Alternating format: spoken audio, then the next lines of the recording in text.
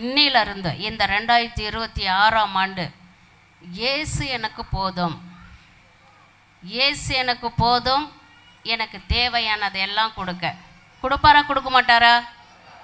கட்டாயம் கொடுப்பார். அப்போ இவ்வளோ நாள் எனக்கு காரு வேணும், பங்களா வேணும், இன்னும் நகை வேணும், I don't know what are things, இதெல்லாம் வேணும் வேணும் வேணும் நம்ம கேட்போம். அதுதான் நம்மளுடைய எண்ணங்கள். அதுவும் முக்கியமாக பெண்கள், ஒரு சின்ன பொருள் இருந்தால் அது கொஞ்ச நாள் யூஸ் பண்ணிவிட்டு அதை விட பெஸ்ட்டாக எதாக இருந்தால் அது வேணும்னு கேட்போம் இல்லையா? இதுதான். நீங்கள் சன்னியாசி சிஸ்டர் அதெல்லாம் நீங்கள் தேட மாட்டீங்க, எங்களுக்கு வேணும் இல்லையா? வேணும் தான். ஆனால் முதல்ல தேவனுடைய ராஜ்யத்தையும் நீதியையும் தேடனா கூட கொடுக்கப்படுன்னு சொன்னார். எஸ், அதனால் இயேசு போதுன்னு நம்ம இனிமேல் வாழ போகிறோம். நமக்கு தேவையானது எல்லாம் அவர் தருவார். இந்த பெஸ்ட்டு ஸ்கூலு பிள்ளைங்களாம் படிக்கிற, நீங்கள் படிக்கிற ஸ்கூல் தான் பெஸ்ட்டு ஸ்கூல்னு நினைக்கணும். என்னுடைய பேரண்ட்ஸ் பெஸ்ட்டு பேரண்ட்ஸ், என் சகோதர சகோதரிகள் பெஸ்ட்டு எனக்கு அப்படின்னு கர்த்தர் இவ்வளோ நாள் கொடுத்தது எனக்கு போதும். ஆனால் இனிமேல் என் ஜீசஸ் எனக்கு போதும் நம்ம வாழ போகிறோம். யார் போதும் நம்மளுக்கு இனிமே?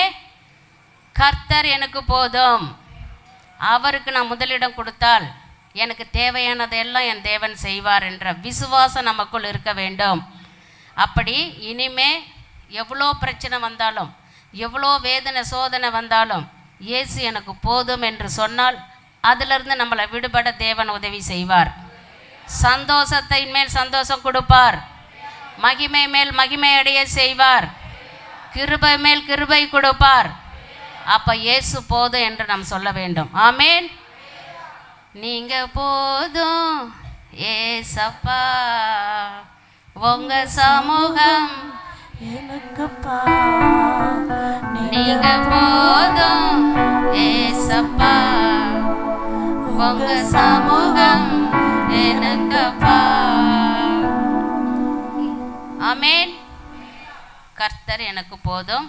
என்னுடைய வாழ்க்கையை சரிப்படுத்த, என்னை பலப்படுத்த, என் குறையெல்லாம் நிறைவாக்க என் தேவனாகிய கர்த்தர் எனக்கு போதும். எல்லாரும் வாயை திறந்து ஒரு தடவை இயேசு எனக்கு போதும் சொல்லுங்க.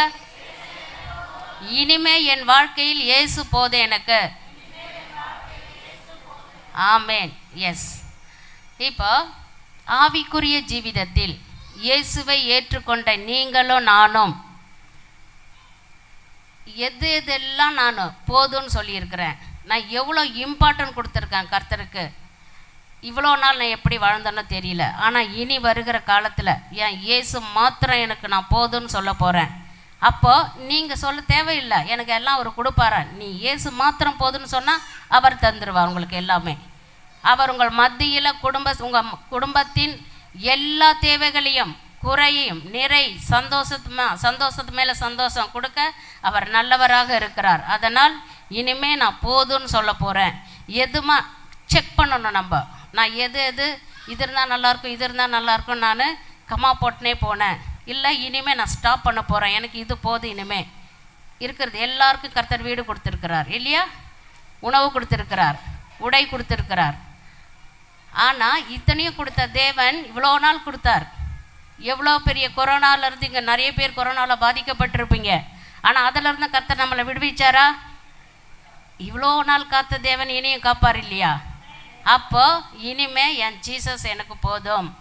நான் ஜீசஸ் போதும்னு சொன்னாவே கர்த்தர் நம்மளை பரிசுத்தப்படுத்துவார். எஸ், பலத்தை கொடுப்பார், நோயிலிருந்து குணப்படுத்துவார். ஆனால் சொன்னாங்களே, செய்தியில் சொன்னாங்களே சிஸ்டர்னு சொல்லக்கூடாது. மனசார உணர்ந்து விசுவாசத்தோட என் கர்த்தர் எனக்கு இனி போதுன்னு சொன்னீங்கன்னா அவர் எல்லாம் செய்ய நல்லவராக இருக்கிறார். ஆமேன்.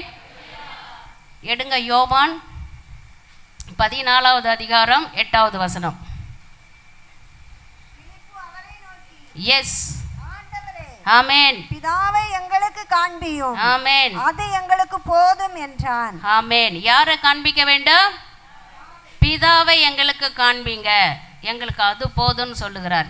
இவ்வசனத்தின் மூலம் கர்த்தர் இன்னைக்கு நம்மோடு பேசுகிற வசனம் இந்த நாளுக்கு மட்டும் இல்லை, ஃபார் எவர், எப்பயுமே வாழ்க்கை முழுவதும் நம்ம எடுத்துக்கணும். நேற்று நான் சொன்னது போல் அந்த நாளுக்கு நான் வருவேன், வாடிக்கையாக வருவேன். சண்டே இன்னைக்கு திருவிருந்து, மாதத்தில் முதல் சண்டே திருவிருந்துக்காக வருவேன், நான் போவேன்னு இருக்க 10ல் 11ன்னு சொல்லுவாங்க. அப்படி இருக்கக்கூடாது. ஒவ்வொரு நாளும் சர்ச்சுக்கு வரும் பொழுது ஒரு படி கர்த்தரோடு நெருங்கி இருக்கிறதுக்கு நம்மளை ஆயத்தப்படுத்துகிறோம். ஆமேன். அப்படி ஆண்டவரோடு நெருங்கி இருக்கணும், வேதத்தை நேசிக்கணும், வேதத்தின்படி வாழ கற்றுக்கொள்ளணும். ஆமேன். எஸ். அப்போ வேதம் சொல்லுகிறது, என் பிதாவை காண்பீங்கள், எனக்கு அது போதும். அப்போ நமக்கு சோதனை, வேதனை, துன்பம், துயரம், கண்ணீர், மன உளைச்சல், கஷ்டம் எல்லா நேரத்திலும் எனக்கு என் இயேசு போதும். அதை சரிப்படுத்த அப்போ தேவன் நமக்கு போதும் என்று சொன்னால் இயேசு எல்லா சூழ்நிலையும் மாற்றி கொடுப்பார். அது கஷ்டமான சூழ்நிலை என்றால், துன்பமான சூழ்நிலை என்றால் இன்பமாக மாற்றி கொடுக்க நல்லவர். ஆமேன். எஸ். அப்போ சில பேர் நம்ம சொல்லுவோம், அதாவது நம்ம வீட்டில் குடும்பத்தில் கூட சொல்லுவோம், எனக்கு எப்படி இந்த வேலையை செஞ்சு முடிப்பீங்க, எனக்கு என்ன என் பையன் இருக்கிறான் முடிச்சு கொடுப்பான், இது எப்படி இவ்வளோ பெரிய வேலை இந்த வீட்டை எப்படி கட்டி முடிப்பீங்க, எங்கள் ஹஸ்பண்ட் பார்த்துக்குவார், என் பெரிய பொண்ணு பார்த்துக்குவா, இப்படி சொல்லியிருக்கிறோம் இல்லையா? இப்படி ஒரு சில சமயம் நம்ம மனிதர்களை நம்பி இருந்தோம்மா, செய்வாங்க, குடும்பத்தில் ஒரு சிலர் செய்வாங்க. ஆனால் சில சமயம் ஏமாறப்பட்டிருப்போம், செய்ய முடியாத சூழ்நிலை. ஆனால் இனிமே வர ஒரு வேலையோ இல்லை ஒரு கடனையோ இல்லை ஒரு லோனோ இல்லை ஒரு படிப்பு விஷயமோ இல்லை ஒரு கல்யாணம் எது இருந்தாலும் இதை எப்படி செஞ்சு முடிப்பீங்கன்னா நம்ம என்ன சொல்லுவோம்? இனிமே இயேசப்பா என் கூட இருக்கிறார், செய்வார்னு சொல்லணும். ஆமேன். இயேசு போதும் எனக்குன்னு சொல்ல வேண்டும். மனிதர்கள் போதும் என்று சொன்ன போதெல்லாம் நாம் ஏமாறப்பட்டு இருப்போம், ஏமாற்றம் அடைஞ்சிருப்போம். சொல்லட்ட செய்யாத விடுவாங்க, அது மனித தன்மை. ஆனால் இயேசு என்னைக்கும் அந்த மாதிரி ஒரு மாற்றி சொல்கிறவரோ இல்லை வாக்கு மாறவரோ கிடையாது. அவர் வாக்கு மாறா தேவன். ஆமேன். வாக்கு மாறா தேவன் உங்களோடும் என்னோடும் இந்த பரிசுத்த தலத்தில் இருக்கிறார். நாம் பேசி கொண்டிருப்பதை தேவன் கேட்டு மகிழக்கூடிய தேவன். இவ்வளோ நேரம் அந்த அருமையான ஆராதனையில் தேவன் நம்மோடு வாசம் செய்தார். ஆராதனையை விரும்புகிற தேவன், ஜெபத்தில் பிரியப்படுகிற தேவன் நம் தேவன். அதனால் அப்படிப்பட்ட கேளுங்கள் கொடுக்கப்படும் சொன்ன தேவன் நம் மத்தியில் இருக்கிறார். நம்ம எல்லோரும் இனிமே என் வாழ்க்கையில் எனக்கு இயேசு, அது எப்படி தீராத நோயாக கூட இருக்கட்டுமே, இயேசு போதுன்னு சொல்லி பாருங்க, அடுத்த செக்கப் போங்க, அந்த நோய் இருக்காது உங்களுக்கு. விசுவாசத்தோடு இருக்கணும். கிறிஸ்தவர்களாகிய நீங்களும் நானும் முக்கியமாக உண்மையாக உயிரோடு வாடுற இயேசு கிறிஸ்துவை ஆராதிக்கிற நீங்களும் நானும் இயேசு போதும் என்று சொன்னால் அது ஜனங்களால் கைவிடப்பட்ட அது வழியாக இருக்கட்டும், மற்ற எந்த காரியங்களாக இருக்கட்டும், கர்த்தர் சக்ஸஸ் தருவார். ஹல்லேலூயா. அதனால் இனிமே நான் இயேசு போதும் என்று சொல்லுவேன். என் தேவைகளெல்லாம் சந்திக்க, அவர் என்னை பரிசுத்தப்படுத்த, என் பிரச்சனையிலேருந்து என்னை விடுபட கர்த்தர் எனக்கு ஒருவர் போதும். ஆமேன். ஹல்லேலூயா. எஸ். இனி ஒரு காலமும் நான் என்ன பண்ணுவேன், நான் ஏது பண்ணுவேன், பிரச்சனையை பார்த்து பயப்படுறதோ, அதை இன்னும் மகிமைப்படுத்துறதோ, அப்படி இருக்குது இப்படி பல பேருக்கு ஃபோன் பண்ணி சொல்கிறதே இருக்கக்கூடாது. அது எந்த மாதிரி பிரச்சனையாக வந்தாலும் எனக்கு இயேசு போதும், இதை சரிப்படுத்துன்னு சொல்லுங்கள். கண்டிப்பாக அது நடத்தி தருவார். அவர் மத்தியஸ்தரா. நம்ம கூடயே இருக்கிற தேவனை நம்ம விட்டுட்டு நம்ம யாராருக்கிட்டையும் ஆலோசனை சொல்ல நம்ம தேடுவோம். அது இனிமே இருக்கக்கூடாது தான் தேவன் வசனத்தின் மூலம் நம்மோடு பேசுகிறார். இயேசு போதும், நான் வாழ போகிறேன் இனிமே. ஆமேன். எஸ். 2 கொரிந்தியர் 12வது அதிகாரம் 9வது வசனம். அதற்கு அவர், எஸ், என் கிருபை உனக்கு போதும், ஆமென், பலவீனத்திலே என் பலன் பூரணமாய் விளங்கும் என்றார். எஸ். ஆகையால் கிறிஸ்துவின் வல்லமை என் மேல் தங்கும். எஸ். தங்கும்படி என் பலவீனங்களை குறித்து நான் மிகவும் சந்தோஷமாய் மேன்மை பாராட்டுவேன். ஆமென். அப்ப 2வது என்ன போதும்னு சொல்லணும் நம்ம எல்லாரும்? கிருபை. அவருடைய கிருபை போதும். நமக்கு யாருன்னா ஃபோன் பண்ணால் என்ன சொல்லுவோம்? எப்படி இருக்கிறீங்கன்னு சொன்னால் என்ன சொல்லுவோம்? கர்த்தர் கிருபையால் நல்லா இருக்கிறோன்னுவோம் இல்லையா? அது ஆக்சுவலாக நம்மளை மீறியே வெளியே வர்றது. இது ஆண்டவருடைய கிருபையால் நான் நல்லா இருக்கிறேன். கர்த்தர் கிருபை இருந்தால் தான் நம்ம நல்லா இருக்க முடியும். கர்த்தருடைய கிருபை இருந்ததால் தான் பல ஆபத்திலிருந்து, பல நோயிலிருந்து சுகம் பெற்று, விடுதலை பெற்று இன்று இந்த பரிசுத்த தலத்தில் இருக்கிறோம். ஆமேன். தடுங்கி விழுக்கிற சூழ்நிலை சில சமயம், அப்படி விழப்போகிற சமயத்தில் ஆண்டவருடைய கரம் தான் நம்மளை பலப்படுத்தியதாங்க. அவர் கிருபை நம்மளோடு இருந்துச்சு. அந்த கிருபைன்ற வார்த்தை முதல்ல நீங்கள் நேசிக்கணும். கிருபை கொடுக்குறவர் கர்த்தர் ஒருவர் மட்டும்தான். கர்த்தருடைய கிருபையால் நான் நல்லா இருக்கிறேன். இப்படி தான் சொல்லணும். நம்ம ஒரு சின்ன ஸ்டோரி சொல்கிறேன் உங்களுக்கு. பல வருடங்களாக ஒரு பெரியவர், ஒரு பாவப்பட்ட மனிதன், மற்றவங்க உதவி பெற்று சாப்பிடக்கூடியவர். இதில் புரிஞ்சுக்கங்க அவர் எப்படிப்பட்டவர்னு. இப்படி ஒரு பெரிய ரிச் மேன் வீட்டுக்கு முன்னாடி பல வருடங்களாக வாழ்ந்திருக்கிறார். அங்கே பல வருடங்களாக அவர் வாழ்ந்த பொழுது எங்கே சும்மா அவர் கொஞ்சம் துணியெல்லாம் அந்த ஓரமாக மரத்துக்கு அடியில் வச்சுட்டு கொடுக்குற மற்றவங்களாம் கொடுக்குற அந்த உதவி பெற்று சாப்பிட்டு வாழ்ந்திருக்கிறார் பல வருடங்களாக. ஒரு நாள் அந்த வீட்டு எஜமான் பார்க்குறாரு, இத்தனை வருஷமாக இவர் இந்த இடத்துல இருக்கிறாரு, நம்ம ஒரு நாள் கூட அவருக்கு ஒரு சின்ன உதவி செய்ததில்லை. எவ்வளோ இருக்குது நம்ம வீட்டில். அவர் ஒரே ட்ரெஸ் போட்டுக்கிற இந்த அழுக்கு துணியோட, கிழிஞ்சு போன துணியோட, இந்த மாதிரி ஒரு குளிக்காமல் அலங்காலத்தோடு இருக்கிறாரு. அவருக்கு இன்றைக்கி நம்ம வீட்டில் ஃபங்க்ஷன் ஆச்சு, நல்ல சாப்பாடு கொடுத்து தேவையான அவர் வச்சிருக்கிற அந்த அழுக்கு, அந்த துணி, அந்த பிளேட்டு, அவர் வச்சிருக்கிற அந்த வேஸ்ட் பொருளெல்லாம் தூக்கி போட சொல்லிட்டு நம்ம எல்லாம் புதுசாக இன்றைக்கி கொடுக்கணும், அவரை சந்தோஷப்படுத்தணும்னு நினச்சின்னு வர்றார். அதே போல் அந்த பெரியவர் பாவம் போல் அந்த ஓரமாக உட்காந்துருக்கிறார். இது பல வருடங்களாக அவங்க வீட்டுக்கு முன்னாடி அவர் வாழ்ந்து கொண்டு வருகிறார். வீடு இல்லை, சும்மா கொடுக்குற உதவியை பெற்று அந்த இடத்துல ஓரத்தில் படுத்துன்னு இப்படி வாழ்ந்துருந்துருக்கிறார். இந்த ஒரு நாள் ஃபங்க்ஷனுக்காக அந்த பெரியவர் நினைக்கிறார், இன்றைக்கி ஒரு உதவி செய்யலான்னு போய் சொல்கிறார்.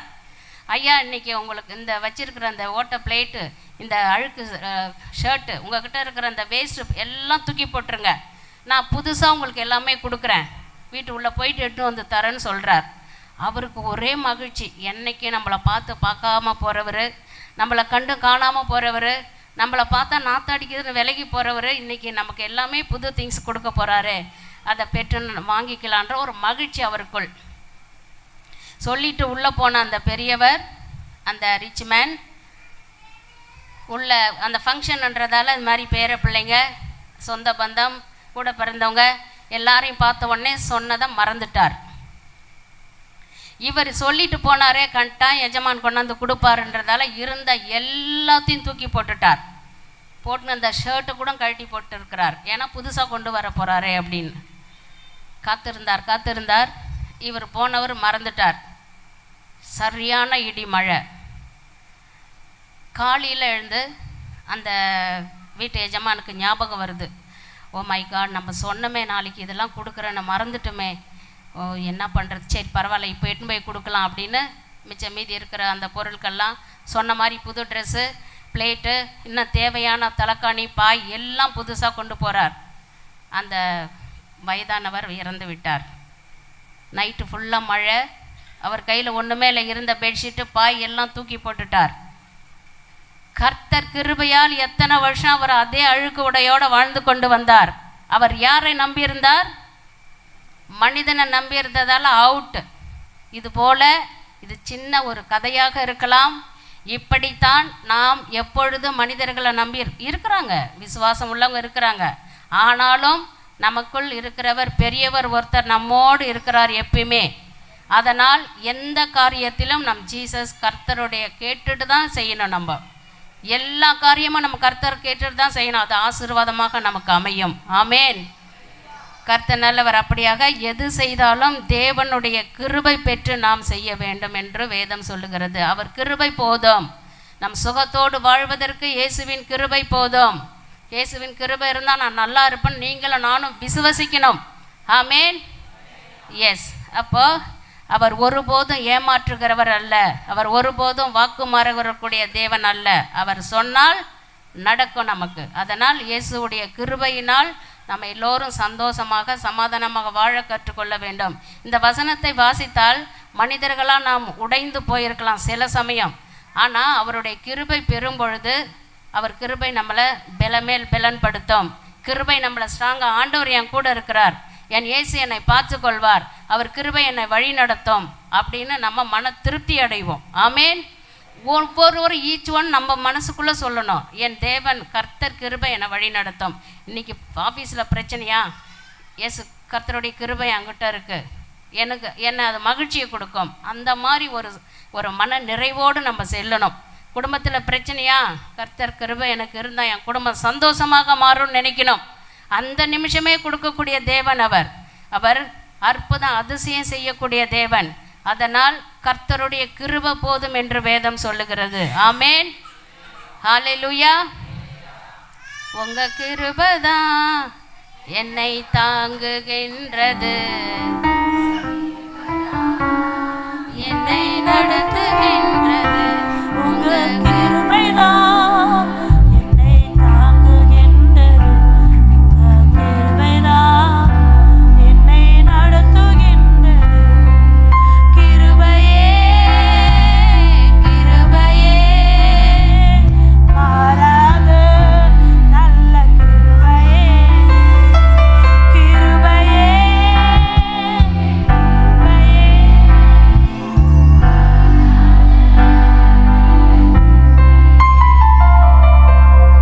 ஆமென்.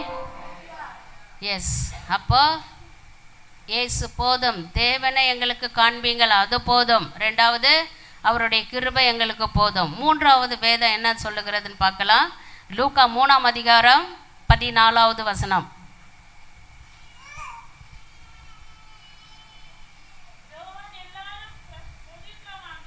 எஸ்,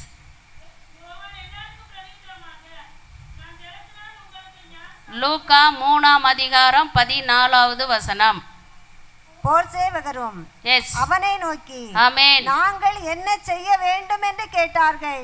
அதற்கு அவன், எஸ், நீங்கள் ஒருவருக்கும் இடுக்கண் செய்யாமலும் பொய்யாய் குற்றம் சாட்டாமலும் எஸ், உங்கள் சம்பளமே போதும் என்று இருங்கள் என்றான். ஆமென்.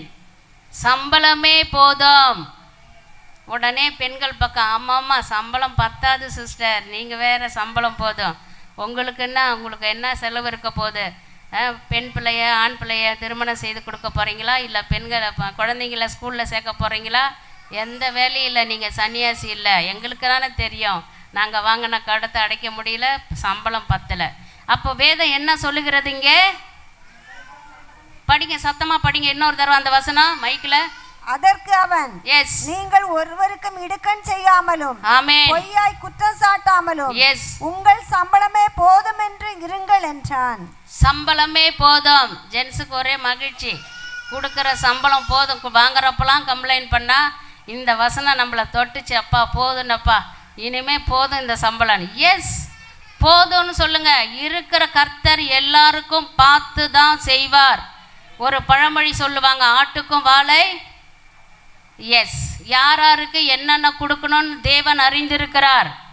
அதனால் சம்பளம் உங்களுக்கு ஓகே, ஒரு 20,000 வருதுன்னு வைங்க, அந்த 20,000க்குரிய செலவு தான் நீங்கள் பண்ணணும். 20,000 வருது சேலரி உங்கள் ஹஸ்பண்ட் கொடுக்குறாங்க, அது நீ இப்போ 40,000 செலவு பண்ணினா பத்துமா? பத்தாது. அப்போ என்ன செய்யணும்? குறை சொல்லக்கூடாது. கர்த்தர் நமக்கு நம்மளாம் என்னைக்குன்னா முன்னாடி, அதாவது ஆண்டவர் முன்னாடியே முன்குறித்த தேவன் நமக்கு, நம்ம இப்படி தான் வாழணும், நம்ம இப்படி தான் செய்யணும், இந்த இடத்துல போய் தான் தேவனை ஆராதிக்கணும், இந்த ஊரில் தான் நம்ம வாழணும். எல்லாரும் ஒரு நான் பாருங்கள் அங்கேருந்து வந்திருக்கிறேன், எவ்வளோ தூரத்துலேருந்து. என் சொந்த ஊர் விழுப்புரம், ஆனால் நான் ராமநாதபுரத்தில் பெத்தேல் ஹோம் வச்சுருக்கிறேன். இன்றைக்கி கன்னியாகுமரி நாகர்கோயிலில் இது இங்கே வந்து உங்கள் முன்னாடி நான் பேசுகிறேன் தேவனை பற்றி. இதெல்லாம் தேவனுடைய சித்தமாக இல்லையா? அப்போ யார் என்ன செய்ய வேணும், யாருக்கு என்ன போதுன்றது தேவன் அறிந்திருக்கிறார். அதனால் கம்ப்ளைண்ட் பண்ண இந்த வசனம் நீங்கள் நேசிக்கணும். சம்பளம் போதும், கட்டாயம் எனக்கு இது போதும் ஆண்டவரே, எனக்கு இது போதும் ஏசப்பா நீங்கள் கொடுத்ததுன்னு சொல்லி பாருங்கள், கர்த்தர் ரெட்டிப்பான சந்தோஷத்தை தருவார். ஒரு எக்ஸாம்பிள், இந்த பைபிள் கிழிஞ்சு போயிட்டு அப்படி இப்படி ஒரு அட்டை இல்லாமல் ரொம்ப ஓல்டாக பழசாக இருக்குது. இந்த அம்மா கொடுக்குற அம்மா இந்தாம்மா இந்த பைபிள் இது கிழிஞ்சிருக்குன்னு எனக்கு தெரியும், இது பேப்பராக எல்லா இடத்தையும் எடுத்துருக்குது, அந்த அம்மாவுக்கு கொடுக்குறேன் நான். அம்மா இதை வாங்கிக்கின்னு சிஸ்டர் எனக்கு ஒரு பைபிள் கொடுத்தாங்க, ரொம்ப நல்லா இருக்குது அப்படின்னு சொன்னால் நான் என்ன நினைப்பேன்? கிழிஞ்சு போன பைபிள் அம்மா நல்லா இருக்குன்னு சொல்கிறாங்களே, அப்படி மகிழ்ச்சி அடைகிறாங்களே. அதுவே அவங்க வாங்கிக்கின்னு, அம்மா அந்த பைபிள் தான் எனக்கு கிடைக்காதா, இப்படி கிழிஞ்சு போனதை கொடுக்குறாங்க அப்படின்னு சொன்னனா ஒரு மனசு வருத்தம் வரும் இல்லையா? அப்போ கர்த்தர் உங்களுக்கு கொடுத்த அந்த குடும்ப வாழ்க்கை, உங்களுக்கு கொடுத்த அந்த எல்லா குழந்தை செல்வம், உங்களுடைய ஹஸ்பண்ட், உங்களுடைய சேலரி வருமானம், நீங்கள் வச்சிருக்கிற அந்த வாகனம், அந்த வீடு எல்லாம் அவர் பார்த்து கொடுத்ததா இல்லையா? அப்போ அதில் குறை சொல்லலாமா நம்ம? சில பேர் இருக்கிறாங்க, ஓ மை காட், எப்பயுமே ஒரு நிறைவாக இருக்காது, எப்போ பாரு குறை. ஐயோ அங்கே பாருங்கள், இந்த பக்கத்து வீட்டில் பாருங்கள் எப்படி மாடி மேலே மாடி கட்டுறாங்க, நீங்களும் இருக்கிறீங்களே இந்த பழைய வீட்டோட உங்கள் கூட நான் குடும்பம் நடத்தணும், என் தலைவிதி. என்னை அப்பயே எங்கள் அத்தம்மாவன் கட்டிக்கிறேன்னு சொன்னால் அவனை விட்டுட்டு உங்களை கண்ணு நான் என் விதியாக இது, நான் இப்படி கஷ்டப்பண்ணுமா. இது போல் ஜென்ஸும். நான் காலேஜ் படிக்கும்போது அந்த பொண்ணை விரும்பியிருந்தேன்னா நான் நல்லா இருந்திருப்பேன். இவ்வளோ கல்யாணம் பண்ணி ஒரு சேவையும் பண்ணுறதில்ல, இந்த பிள்ளைங்கள நல்லா கவனிக்கிறதில்ல அப்படின்னு புலம்பக்கூடாது. அது தாய்மாருங்க ரொம்ப, எனக்கு இது இல்லை அது இல்லை, அங்கே பாருங்கள் கார் வாங்கிட்டாங்க, பங்களா வாங்கிட்டாங்க, இந்த பிள்ளைய ஏன் பெத்தன்னு தெரியல, இவன் அடங்க மாட்டான், போனை பார்த்துன்னுக்கிறான், இப்படிலாம் சொல்லக்கூடாது. தவறே இருந்தால் கூட ஏசப்பா என் பிள்ளைங்க இந்த மாதிரி சூழ்நிலை இருக்கிறாங்க, என் தேவன் நீங்கள் நினச்சா மாற்றலாம், எனக்கு இது போதும் ஏசப்பா, இந்த எனக்கு அன்பான பிள்ளைங்களை கொடுத்தாங்க, அது பெண் பிள்ளையாக இருக்கட்டும் ஆண் பிள்ளையாக இருக்கட்டும், நேசிக்கணும். கர்த்தர் கொடுத்த வாழ்க்கையை நேசிக்க கற்றுக்கணும். என் வீட்டுக்கார மாதிரி ஒரு சூப்பர் ஸ்டார் யாருமே கிடையாது, நீங்கள் தாங்க ஸ்டார். சொல்லி பாருங்கள், எவ்வளோ சிறப்பு பாருங்கள். அப்போ உண்மையிலே சூப்பர் ஸ்டாராக தான் நினச்சிக்கிறேங்க. ஆமாம், அது கண்ணு பெருசாகுதோ காது பெருசாகுதோ, அது எப்படி இருக்கிறாரோ குண்டாகிறது தெரியாது, உங்களுக்கு அவர் தான் ஸ்டார். மற்றவங்க எல்லாரையும் மகனாகவும் சகோதரனாகவும் தகப்பனாகவும் பார்க்கணும். அதே போல் இங்கே ஹீரோக்களுக்கும் என் மனைவி மாதிரி ஒரு ஹீரோயின் உலகத்திலே இல்லை, உன்ன மாதிரி அழகு யாருமா இருக்கிறா, நீ தான் அழகு. அந்த மாதிரி கர்த்தர் கொடுத்த அந்த குடும்ப வாழ்க்கையை நேசிக்க கற்றுக்கணும். நீங்கள் குறை சொல்லக்கூடாது. மற்றவங்க எல்லாரையும் சகோதரியாகவும் மகளாகவும் தாயாகவும் பார்க்க கற்றுக்கணும். ஆமேன். இப்படி செஞ்சு பாருங்கள், கர்த்தர் உங்களை டாப்பில் கொண்டு வருவார். ஏன்னா குடும்ப கணவன் மனைவின்ற அந்த ஸ்தானம் கர்த்தர் ஏற்படுத்தினது, கர்த்தர் முன் குறித்தது. சிறு வயசில் நீங்கள் நினச்சிருப்பீங்களா இவரை தான் நான் மேரேஜ் பண்ணிக்க நினச்சிருப்பீங்களா? நீங்கள் இல்லை. அதே போல் நீங்களும் நினச்சிருக்க மாட்டீங்க. சில சமயம் உங்களுடைய எண்ணங்கள் மேரேஜ் மூமெண்ட்டு வந்து மாற்றி போகும். ஏன்? நமக்கு ஒருத்தர் இருக்கிறாருன்றதை என்றைக்கும் மறக்கக்கூடாது.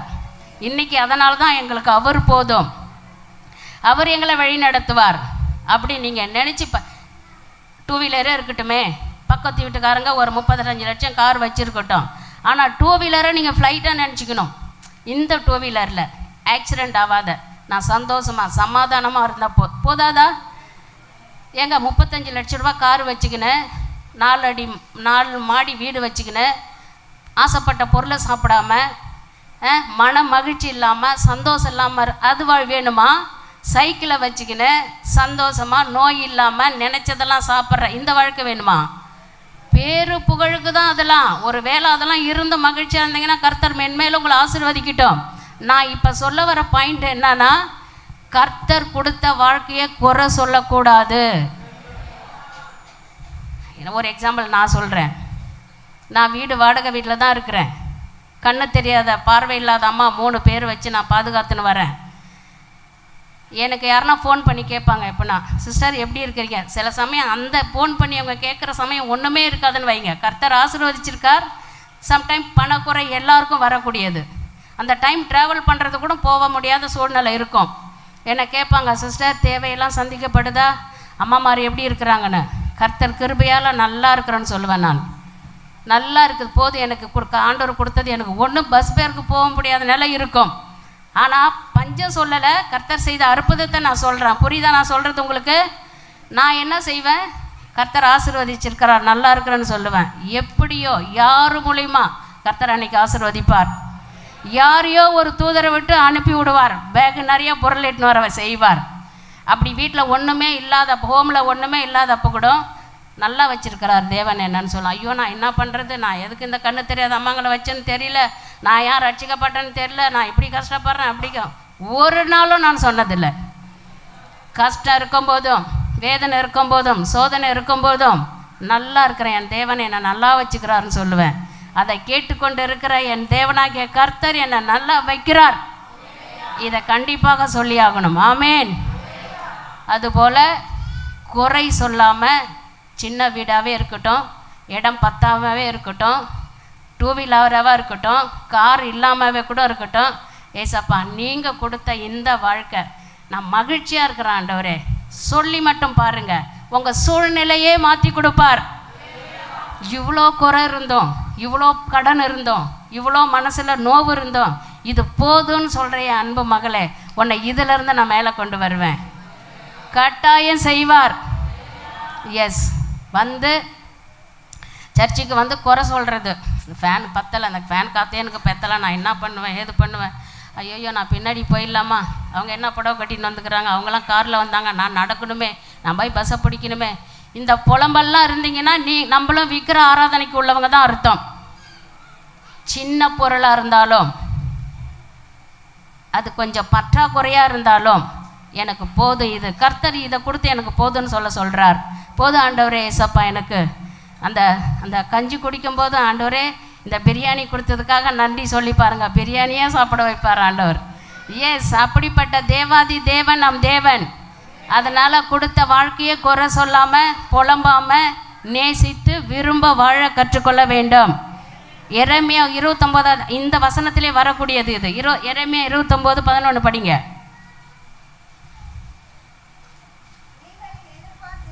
எஸ், முடிவை உங்களுக்கு கொடுக்கும்படிக்கு நான் உங்கள் பேரில் நினைத்திருக்கிற நினைவுகளை அறிவேன் என்று கர்த்தர் சொல்லுகிறார். ஆமா, அவைகள் தீமைக்கு அல்ல, சமாதானத்துக்கு ஏதுவான நினைவுகளே. எஸ், அப்போ நம்ம ஒரு சில கஷ்டங்கள் துன்பங்கள் துயரங்கள் படும் பொழுது சில சமயம் கர்த்தர் நமக்கு அப்படி டெஸ்ட் பண்ணி பார்ப்பார்.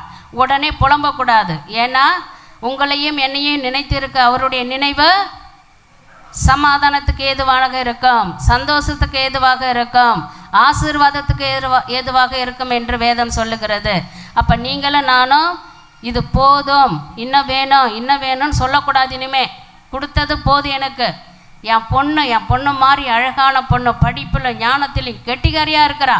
அவள் கெட்டிக்காரி இல்லைன்னா நீங்கள் சொல்லணும், கர்த்தர் செய்ய வைப்பார். என் பிள்ளை நல்ல மார்க் எடுப்பான், ஃபெயிலர் ஆகிறதாவே இருக்கட்டும், என் பையன் இந்த டைம் நல்ல ஃபஸ்ட் மார்க் எடுப்பான், அவனை உற்சாகப்படுத்துங்க. ஜெபத்தில் சொல்லுங்கள், ஏசப்பா என் பிள்ளை என்ன படிக்கவங்க இன்னும் நல்லா அவன் மார்க் எடுப்பான், நான் நம்புகிறேன் ஆண்டவரே, நீங்கள் மாற்றுவீங்க, அவனுக்கு ஞாபக சக்தியை கொடுங்க, பரிசுத்தாவியானவரே என் பிள்ளைக்கு நல்ல ஞானத்தை கொடுத்து வழி நடத்துங்க அப்படின்னு சொல்லி அவர் ஆண்டவர்கிட்ட ஒப்பு கொடுங்க. கர்த்தர் அதே மாதிரி செய்ய வைப்பார், நல்ல மார்க் எடுக்க வைப்பார். பிள்ளைங்க பேச்சை கேட்பாங்க. புலம்புறதை விட்டுடணும், குறை சொல்கிறத விட்டுடணும். ஆண்டவரை நேசிக்க கற்றுங்க, கர்த்தர் நம்மளை நேசிப்பார். ஆமேன். அதுலேயே ஒரு வசனம், லூக்கா 5:1 வசனம் படிங்க. எஸ், திரளான ஜனங்கள் திருவசனத்தை கேட்கும்படி அவரிடத்தில் நெருங்கினார்கள். அப்பொழுது கடற்கரையில் நின்றவர் 2 படகுகளை கண்டார். மீன் பிடிக்கிறவர்கள் அவைகளை விட்டு இறங்கி மலைகளை அலைச்சு கொண்டிருந்தார்கள். அப்பொழுது அந்த படகுகளில் ஒன்றில் ஏறினார். அது சீமோனுடையதாய் இருந்தது. அதை கரையிலிருந்து சற்றே தள்ளும்படி அவனை கேட்டுக்கொண்டு அந்த படவில் உட்கார்ந்து ஜனங்களுக்கு போதகம் பண்ணினார். ஆமென். பாருங்க, இதுல என்ன சொல்லப்பட்டு, லூக்கா 5:1 வசனம் தானே வாசித்தீங்க. அப்போ இதில் என்ன சொல்லியிருக்கிறார், அதாவது இதே வசனம் தான். இந்த வசனத்தில் வந்து அதாவது ஆண்டவருடைய சமூகத்துக்கு உண்மையாக நம்ம போகிறோமா, ஆண்டவருடைய நான் சர்ச்சுக்கு போகிறேன்னு போய் ஆகணுமேனு வந்தீங்களா, இல்லை என் தேவனாக்கிய கர்த்தரை பார்த்து அவருடைய ஜெபம் பண்ணி நான் ஆசீர்வாதத்தை பெற்றுக்கின்னு சந்தோஷமாக மகிழ்ச்சியாக நான் வீட்டுக்கு போவேன்னு வந்தீங்களா? அப்படி தானே நம்ம சர்ச்சுக்கு வரோம். இல்லை கடமை சண்டே போய் தான் ஆகணும்னு வந்தோமா? நேசித்து விரும்பி நான் கர்த்தரை போய் இன்னைக்கு சந்திக்க போகிறேன், இன்னைக்கு நான் போகிற குறை எந்த குறையாக இருந்தாலும் என் தேவன் அதிலேருந்து எனக்கு விடுதலை கொடுத்து என்னை மகிழ்ச்சியாக அனுப்புவார்னு வரணும். அதே ஆசீர்வாதத்தை நீங்கள் பெற்றுன்னு போவீங்க. ஹல்லேலூயா. கடன் பிரச்சனை சிஸ்டர், எவ்வளோ கடன் இருக்குது, சும்மா போயிடும். கர்த்தர் போதுன்னு சொல்லுங்க, கடன் எப்படியோ வாக்கிய பண்ணுவார். விசுவாசத்தோட போதுன்னு சொல்லுங்க, இந்த கடன் தானே என் தேவனுக்கு இது சாதாரண விஷயம், எப்படியோ பணவரவை வர வைப்பார், இல்லை கொடுத்தவங்களே வேணான்னு சொல்லிடுவாங்க, அதை மாதிரி அற்புதம் செய்வார். அதனால் இயேசு போதும் எனக்குன்னு சொல்ல வேண்டும். ஆண்டவர் எனக்கு தேவனை பிதாவை காண்பீங்க, அது போதும், அவருடைய கிருபை போதும், வர சம்பளம் போதுன்னு சொன்னோம். அப்போ அடுத்தது என்ன போதுன்னு சொல்கிறார் ஜீசஸ். எபிரேயர் 13வது அதிகாரம் 5வது வசனம் படிங்க.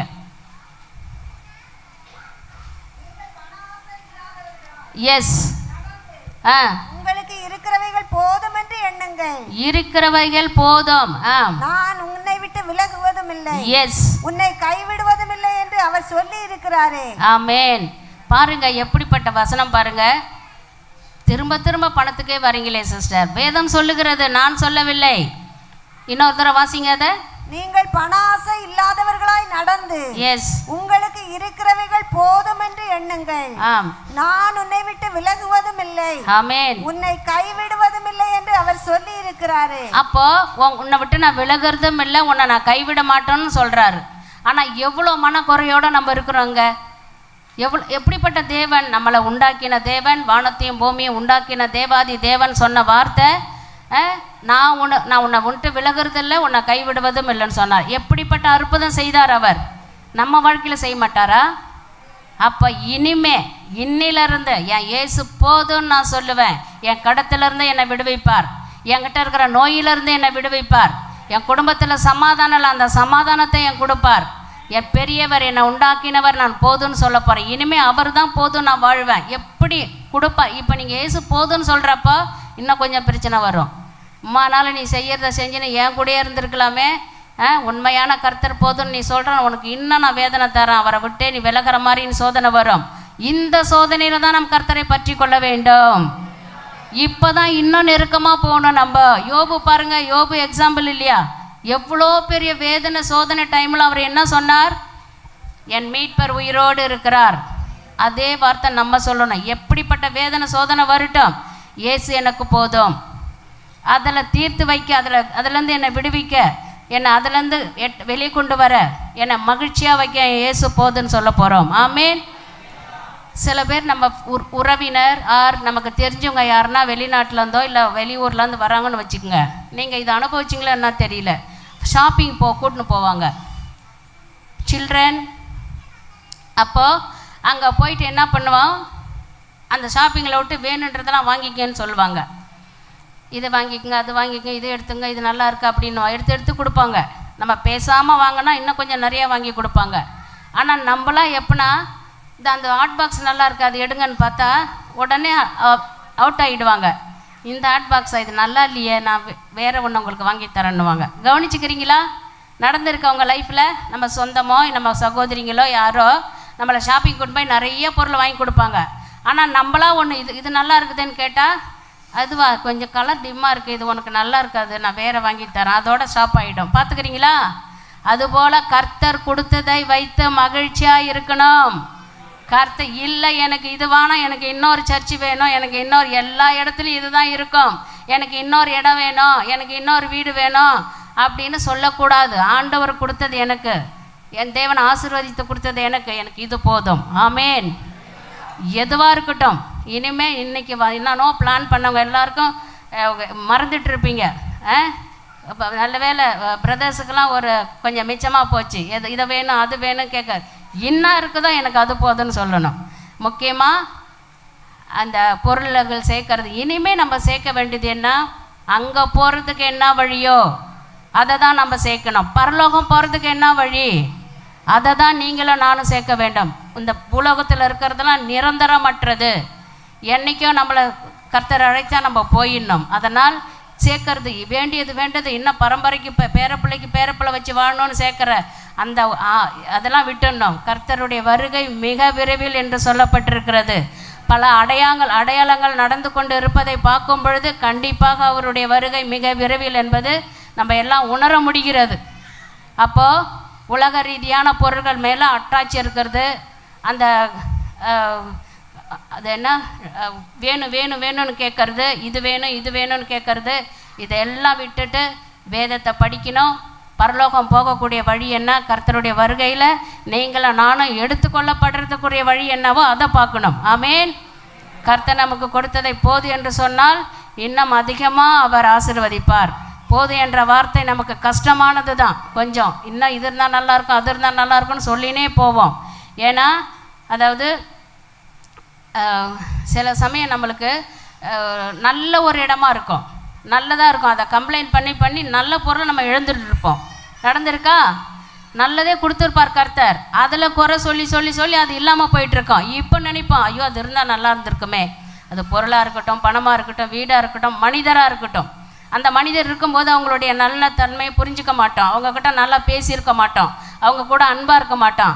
ஆனால் இறந்துட்டு இருப்பாங்க, ஐயோ நான் என் மாமியாரை நல்லா பார்க்கலையே, அவங்கக்கிட்ட ஒரு அன்பாக பேசியிருந்துருக்கலாமே, நான் இப்படி பண்ணிட்டேனே, அந்த ஒரு நினப்பு வரும் பாருங்கள். What is the use?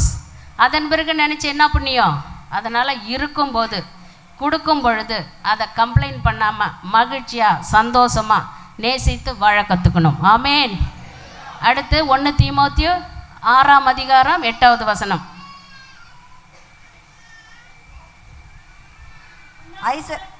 உண்ணவும் உடுக்கவும் நமக்கு உண்டாயிருந்தால் அது போதும் என்றிருக்க கடவோம்.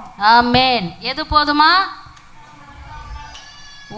உணவு இங்கே எதுவுமே மென்ஷன் பண்ணல. உண்ண மட்டன் சிக்கன் ஃபிஷ் இருந்தால் போதும்னு சொல்லியிருக்கா? இல்லை. உணவு, பசிக்கு ஒரு சாப்பாடு, ஒரு ஆகாரம் இருந்தால் போதும். அது இருந்தால் போதும். என்னைக்குனா ஆண்டவர் கொடுத்த சாப்பாட்டுக்கு நன்றி சொல்லியிருக்கீங்களா?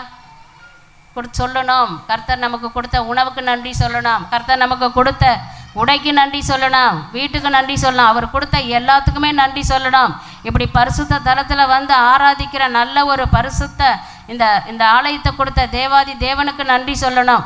சில டைமே நம்ம கேட்போம், எனக்கு இது வேணும் ஏசப்பா, நீங்கள் இதை கொடுத்தா போதும், நான் ஒரு சந்தி நான் விரதம் இருக்கிறேன், நான் இதை பொருத்தனை பண்ணி பாரப்பட்டு ஜெபிப்போம். ஆனால் அது பெற்றுக்கொண்ட பிறகு அவருக்கு ஒரு நன்றி சொல்ல மாட்டோம். இதுதான் நம்மளுடைய மனித தன்மை. ஆனால் அதுக்கு நன்றி சொல்லுன்னு சொல்லியிருக்கிறாங்க. வசனம் அழகாக சொல்லுகிறது. வாசிங்க. உண்ணவும் உடுக்கவும் நமக்கு உண்டாயிருந்தால் அது போதும் என்று இருக்க கடவோம். அப்போ உண்ணவும் உடுக்கவும் எல்லாருக்கும் கர்த்தர் அது கொடுத்துருக்கிறார் அவர் கிருபையால். ஆனால் அது போதும். அடுத்த ஸ்டெப்பு முன்னாடி வசனத்தில் படித்த மாதிரி தான். பரலோகம் போகக்கூடிய வழி என்னன்னு தான் நீங்களும் நானும் இனி பார்க்க போகிறோம். அதுதான் நமக்கு இப்போ தேவை. ஆமேன். அப்போ கர்த்தர் கொடுத்தது எல்லாமே எனக்கு போதும், எல்லாமே அவர் கொடுத்த எனக்கு ஆசீர்வதிச்சிருக்கிறாருன்னு ஒவ்வொரு பர்சன் நினைக்க வேண்டும். நான் போட்டிருக்க இந்த உடை நன்றி சொல்லணும், நம்ம சபைக்கு நன்றி சொல்லணும். கர்த்தர் இதிலும் பெரிதானவைகளை நம்மளை கொடுத்து ஆசீர்வதிப்பார். ஆமேன்.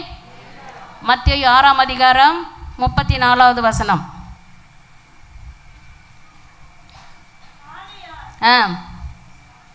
ஆகையால் நாளைக்காக கவலைப்படாதிருங்கள். ஆமென். நாளைய தினம் தன்னுடையவைகளுக்காக கவலைப்படும்.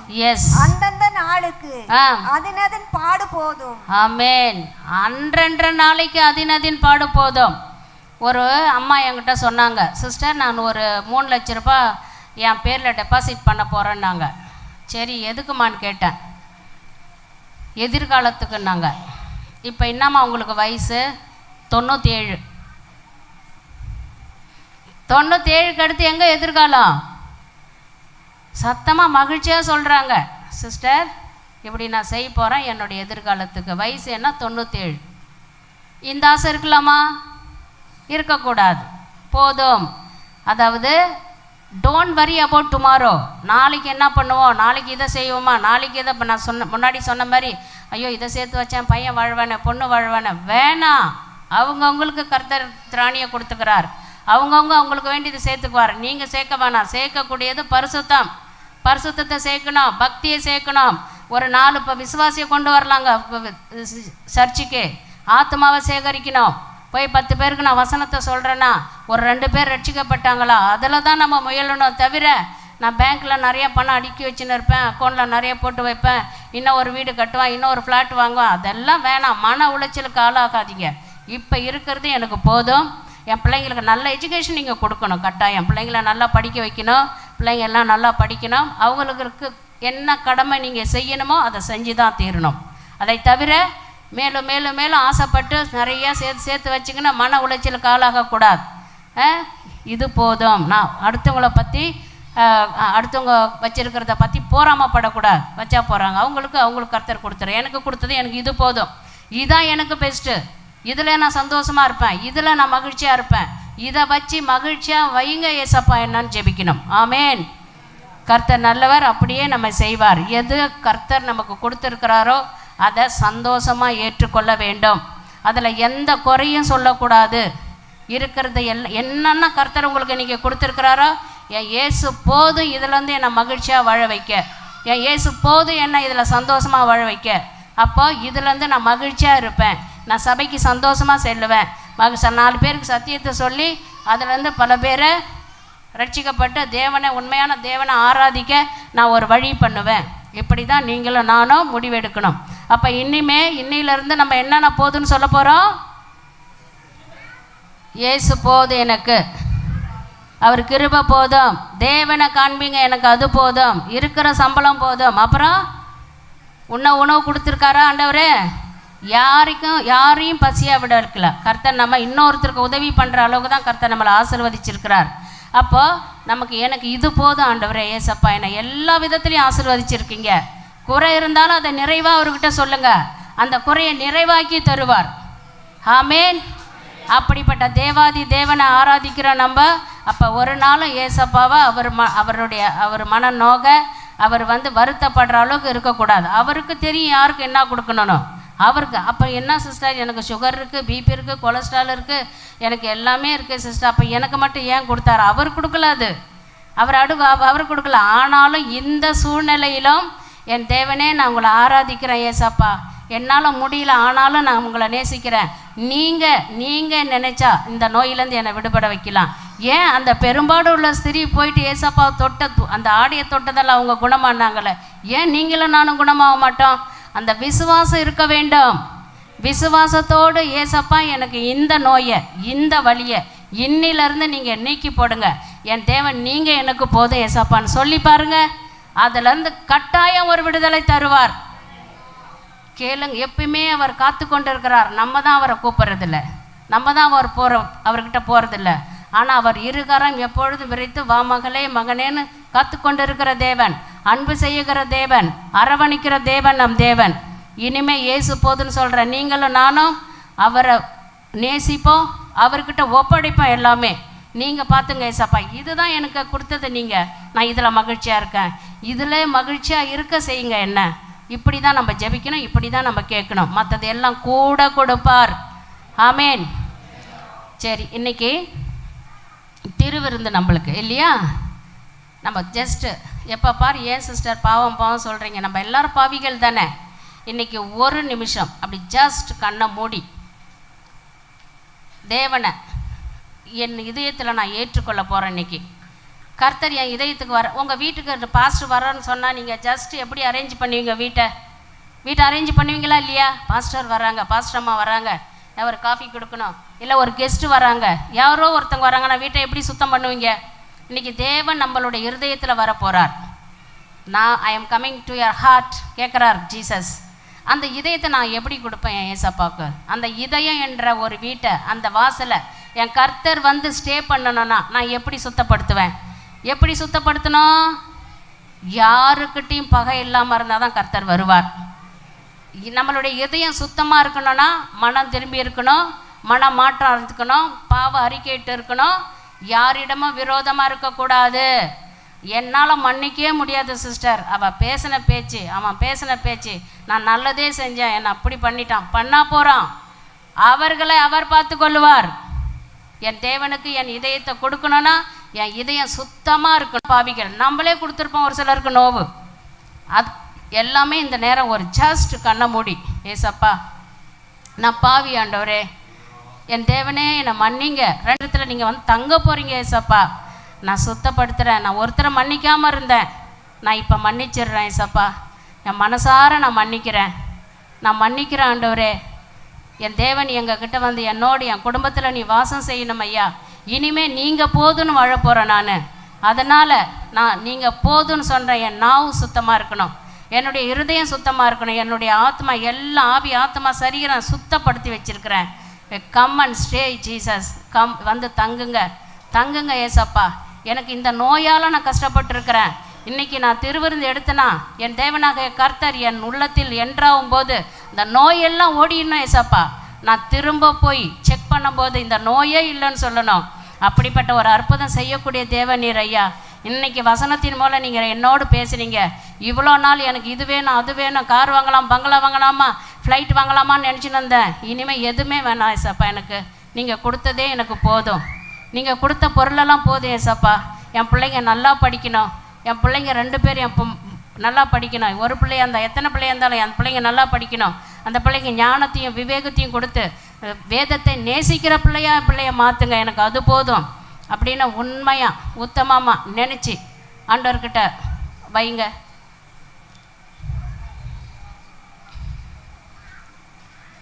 ஸ்தோத்திரம் ஏசப்பா. இந்த 3 நாளாக உங்களோடு பயணித்ததில் உங்களோடு இருந்ததில் நான் மகிழ்ச்சி அடைகிறேன். கர்த்தர் இந்த பரிசுத்த தலத்தில் உங்களோடு பேச எனக்கு வாய்ப்பு கொடுத்த என் தேவாதி தேவனை நான் ஸ்தோத்தரிக்கிறேன். அது மட்டும் அல்லாமல் அன்பு பாஸ்டர் ஆல்பர்ட் பாஸ்டருக்கு நான் நன்றி சொல்கிறேன். இந்த அருமையான வாய்ப்பு கொடுத்ததற்கு அவரை குடும்பத்தாருக்கும் நான் நன்றி சொல்கிறேன்.